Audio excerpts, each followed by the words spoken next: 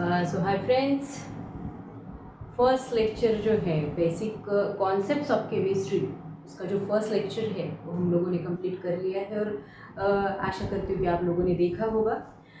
तो आज का हम सेकेंड लेक्चर कंटिन्यू करने जा रहे हैं। तो फर्स्ट लेक्चर में हम लोगों ने क्या देखा था? कल जो फर्स्ट लेक्चर हम लोगों ने लिया उसमें देखा गया था कि जो फिजिकल क्लासिफिकेशन होता है मैटर का, वो फिजिकल क्लासिफिकेशन हम लोगों ने कल देखा था। और फिजिकल क्लासिफिकेशन में कोई भी मैटर, कोई भी चीज़ दिखती कैसे है, how is it looks, obviously it depends upon the shape, colour, order, right? So it is classified that by physically it is classified into the three parts, that is a solid, liquid and a gases, and that information we already known. The particles in the solid are obviously tightly packed in comparison to the solid. In the liquid, the particles or the atoms are loosely packed, and in the air, gaseous state, in the example that we can see, that are not packed, they are freely moved here and there. So today, as I told you in the first lecture, मैंने first lecture में बताया था कि classification two types का होता है। उसमें जो फर्स्ट था वो फिजिकल क्लासिफिकेशन था। अब हम देखने जा रहे हैं केमिकल क्लासिफिकेशन। मैटर का जो केमिकल क्लासिफिकेशन है वो केमिकल क्लासिफिकेशन आज हम सेकेंड लेक्चर में क्या करने जा रहे हैं, तो देखने जा रहे हैं। देखिए कि केमिकल क्लासिफिकेशन क्या होता है। एक अगर हम लोगों ने देखा कि at a microscopic level, depending upon the composition and matter can be divided into two broad categories. अगर देखा जाए केमिकली, तो केमिकल क्लासिफिकेशन में भी ये टू कैटेगरीज में, ब्रॉड कैटेगरीज में क्लासिफाई किया जाता है। तो उसमें का फर्स्ट क्या होता है कि प्योर सब्सटेंस। फर्स्ट क्या है? प्योर सब्सटेंस है। अब प्योर सब्सटेंस क्या होता है वो पहले देखना जरूरी है। What is mean by pure substance? That a material containing only one type of substance. Pure substance किसे कहा जा सकता है कि मैटर में, उस मटेरियल में, उस मैटर में सिर्फ वन टाइप का, एक ही सिंगल टाइप का सब्सटेंस प्रेजेंट होना जरूरी है, तभी वो प्योर सब्सटेंस में जाएगा। देखो, अगर टू टाइप्स के अलग अलग सब्सटेंस किसी मटेरियल में प्रेजेंट है तो वो ऑब्वियसली प्योर सब्सटेंस नहीं हो सकता। यानी कि किसी भी मटेरियल में, किसी भी मैटर में क्या होना जरूरी है? एक सिंगल, यानी कि सेम टाइप का सब्सटेंस प्रेजेंट होना बहुत जरूरी होता है, तभी वो प्योर सब्सटेंस कहलाएगा, अदरवाइज वो प्योर सब्सटेंस नहीं कहलाएगा। अगर देखा जाए तो they have fixed composition and their properties also do not very. उनकी जो प्रॉपर्टीज पाए जाते हैं, जो सब्सटेंस मटेरियल में पाया जाता है, उसके जो प्रॉपर्टीज है वो प्रॉपर्टीज भी क्या होंगे? ऑब्वियसली उसमें कोई वेरिफिकेशन नहीं देखने को मिलेगा, ऑब्वियसली वो वेरीफाइड नहीं होंगे, यानी कि वो सेम होंगे। उसके बाद देखा जाता है कि pure substance can not be separated into simpler substance by physical method. ये बहुत इंपॉर्टेंट है। अगर कोई प्योर सब्सटेंस है तो वो कोई भी फिजिकल, अभी हम लोगों ने फर्स्ट लेक्चर में देखा था कि जो फिजिकल क्लासिफिकेशन है, तो उसके हिसाब से अगर देखा जाए तो वो सिंपलर सब्सटेंस में कन्वर्ट नहीं होता है मोस्टली। फिजिकली देखा जाए तो, फिजिकली बोला है यहाँ पे, फिजिकल मेथड का अगर आप यूज करते हैं तो ये जो प्योर सब्सटेंस है वो क्या नहीं होता है, सिंपलर सब्सटेंस में कन्वर्ट नहीं होता है। अब इसमें क्या होगा? ऑब्वियसली ये यहाँ तक हमने देखा। अब कुछ एग्जाम्पल्स इसके बारे में देखते हैं।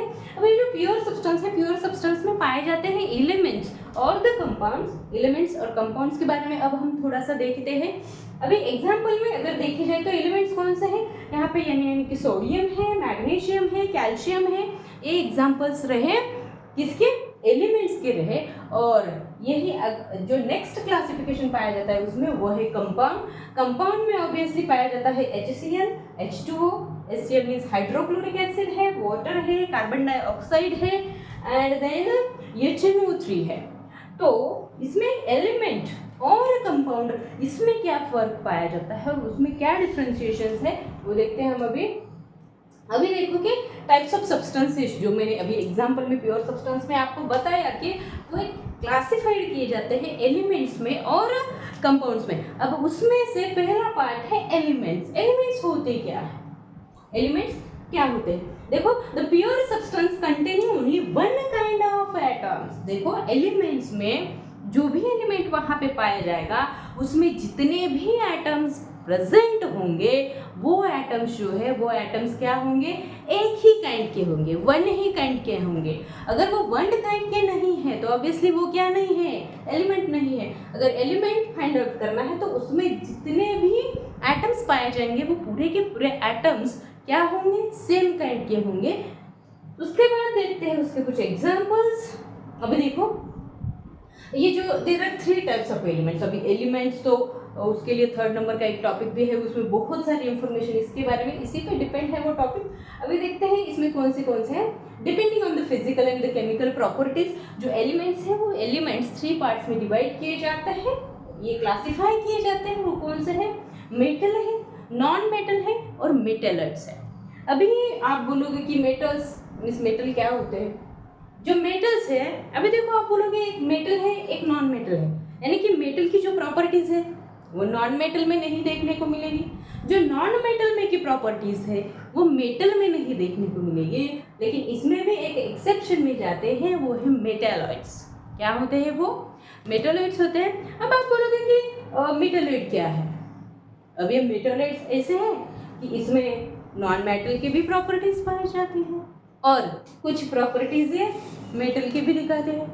मतलब ये क्या करते हैं, ना ही सिर्फ नॉन मेटल की प्रॉपर्टीज दिखाते हैं, ना ही सिर्फ मैटर की प्रॉपर्टी दिखाते हैं। वो क्या करते हैं, वो दिखाते हैं मेटल और नॉन मेटल दोनों की प्रॉपर्टी, जिसे हम कह सकते हैं मेटेलॉइड। उसके आगे देखते हैं अभी कंपाउंड। मैंने बोला था कि एलिमेंट्स और कंपाउंड्स, ये प्योर सब्सटेंस जो होते हैं, प्योर सब्सटेंस के 2 टाइप्स हम लोगों ने देखे थे।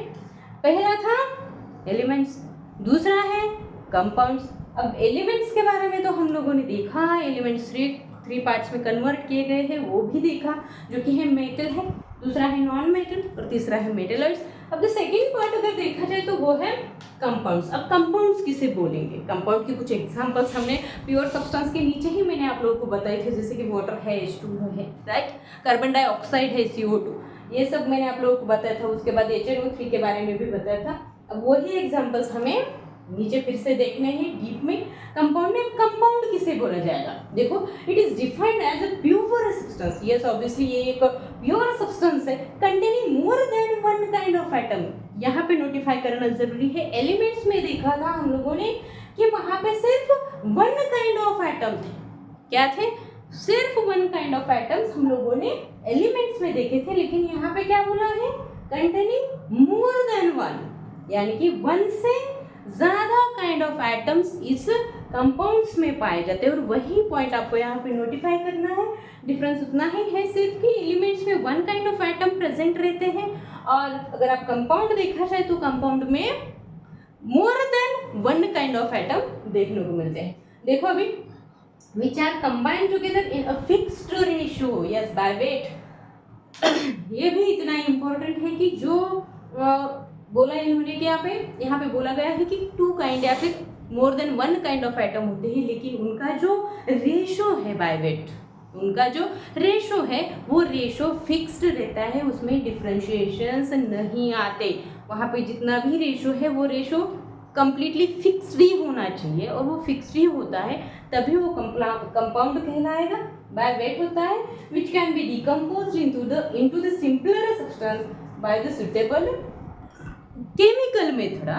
यहाँ पे देखो अभी केमिकल मेथड से इनको क्या किया जा सकता है, सेपरेट किया जा सकता है। जैसे कि हमने देखा था कि सिंपलर मेथड से फिजिकली नहीं लेकिन केमिकली क्या कर सकते हैं, हम कंपाउंड को सेपरेट कर सकते हैं कुछ प्रॉपर केमिकल रिएक्शन के साथ और केमिकल मेथड के साथ। अब देखो the properties of the compound are different from those of its components.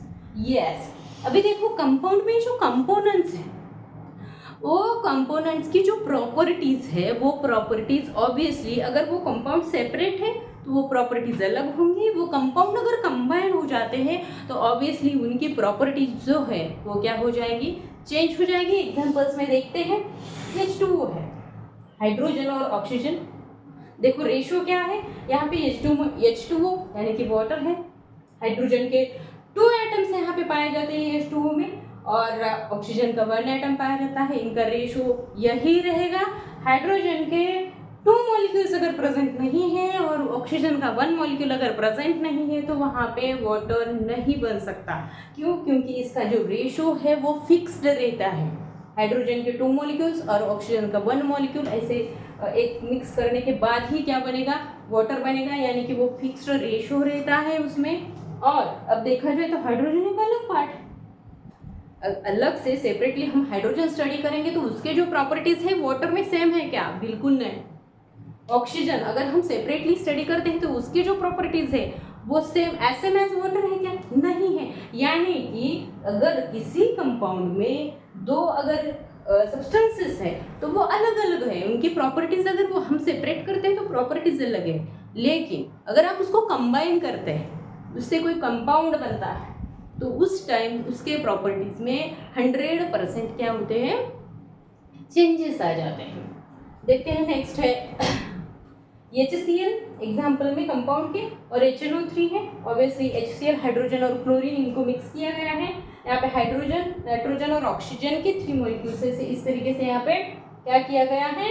Mix किया गया है। अब देखते हैं उसके बाद इसका तो अभी स्टडी यहाँ पे तो नहीं है, लेकिन ये जो कंपाउंड्स है फर्दर क्लासिफाइड इनटू 2 कैटेगरीज, इनको 2 कैटेगरीज में सेपरेट किया जाता है। वो 2 कैटेगरीज कौन सी है? ऑर्गेनिक कंपाउंड और इनऑर्गेनिक कंपाउंड में इन कंपाउंड्स को क्या किया जाता है? सेपरेट किया जाता है।